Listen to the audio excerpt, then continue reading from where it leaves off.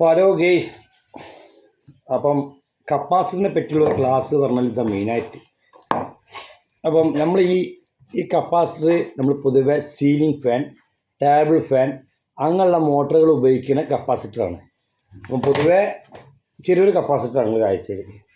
പക്ഷേ ഇതിൻ്റെ വാല്യൂ എങ്ങനെയാണെന്ന് പറഞ്ഞു കഴിഞ്ഞാൽ വോൾട്ടല്ല ഇതിൻ്റെ വാല്യൂ. ഓക്കെ, അപ്പോൾ എല്ലാത്തിൻ്റെ മുകളിലുണ്ടാവും ഇത് 440 വോൾട്ട്. ഓക്കെ, പറഞ്ഞുതരാ. ഇതിലുള്ളത് 440 വോൾട്ടാണ് ഈ കപ്പാസിറ്റർ. ഓക്കെ, അതേമാതിരി തന്നെയാണ് ഈ കപ്പാസിറ്ററിലും വരുന്നത് 440 വോൾട്ടാണ്.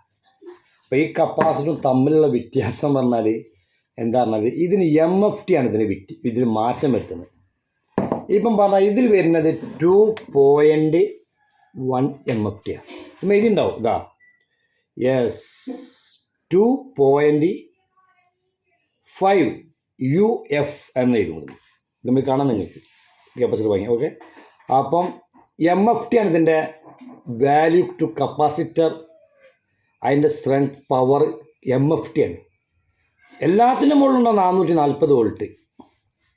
അതല്ല ഇതിൻ്റെ മെയിനായിട്ട് 440 ഒരു പൊതുവെ മോട്ടറും ഫാനൊക്കെ ഉണ്ടാവും കപ്പാസിറ്റർ 440 വോൾട്ട്. 440 വോൾട്ട് അത് AC വോൾട്ട്, DC അല്ല, AC വോൾട്ട് ഫ്രീക്വൻസി. ഓക്കെ, അപ്പം DC എന്ന ഒരു ലൈൻ ഉണ്ടാവുക, DC വോൾട്ട്. ഇഞ്ചക്ഷൻ ചെയ്യൂല ഇത്. അതിപ്പോൾ നമ്മൾ ട്രാൻസ്ഫോമറിൽ വരുന്നത്, ഫാനിൽ വരുന്നത് AC ആയതുകൊണ്ടാണ് ബോസ് നമുക്ക് റണ്ണിങ് കിട്ടുന്നത്. DC വോൾട്ട് ഉണ്ടെങ്കിൽ അത് ഇത് ചെയ്യില്ല, ഇത് ഓസിലേഷൻ ചെയ്യൂല. കാരണം നമ്മളിപ്പോൾ ട്രാൻസ്ഫോമറിൽ നമ്മൾ വൈൻഡ് ചെയ്ത്, അപ്പോൾ നമ്മളൊരു AC വോൾട്ടിനെ കടത്തി വിടുമ്പം ആ വൈൻഡിങ് പറഞ്ഞാൽ നമ്മൾ ഈ ഒരു പൊതുവെ ഒരു കേജ് കുറഞ്ഞ വൈൻഡിങ് ഉണ്ടാവുക, വലിയ കമ്പി ആയിരിക്കില്ല.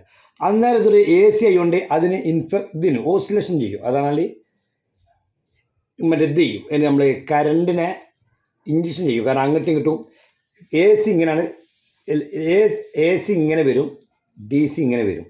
അപ്പോഴാണ് നമ്മൾ പ്രൈമറിയിൽ നമുക്ക് അത് ആംബിയറായിട്ട് കിട്ടുന്നത്.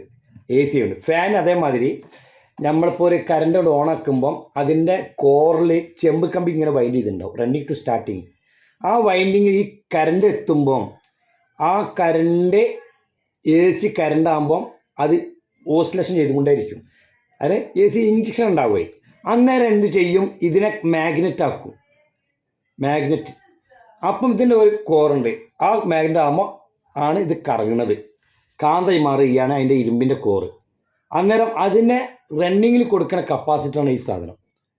ഓക്കെ, അപ്പം അപ്പോൾ ഈ കപ്പാസിറ്ററിൻ്റെ മെയിൻ ഒരു സിസ്റ്റം അപ്പം നിങ്ങൾക്ക് പറഞ്ഞത്. ഓക്കെ, ഇനി ഇതിൻ്റെ പ്രവർത്തനമാണ് പറഞ്ഞത്. ഓക്കെ, ഇത് എങ്ങനെയാണ് ഇതിൻ്റെ കപ്പാസിറ്ററിൻ്റെ പവർ എന്ന്. ഓക്കെ, അപ്പം എല്ലാവരും സബ്സ്ക്രൈബ് ചെയ്യുക, ബെൽ ബട്ടൺ ഷെയർ ചെയ്യുക, Ansar PV YouTube search. Okay, thank you.